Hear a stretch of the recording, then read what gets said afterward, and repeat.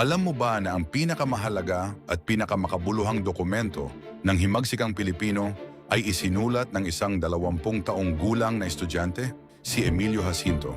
20 taong gulang pa lang siya nang isulat niya ang Kartilya ng Katipunan. Hindi ito simpleng papel. Ito ang moral na pundasyon ng buong revolusyon. Ang batas ng puso at budhi na sinunod ng libu-libong magsasaka at manggagawa na noon ay walang ibang gabay. Tinawag siyang utak ng katipunan at hindi siya nagkamali.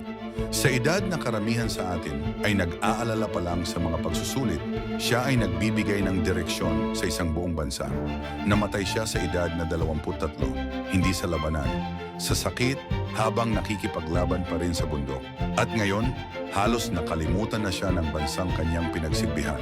Sa isang lipunang palaging sinasabihan ang kabataan na maghintay at magpigil, si Emilio Jacinto ang patunay na ang edad ay hindi hadlang. Ang tapang at malalim na pag-iisip ay walang takdang panahon.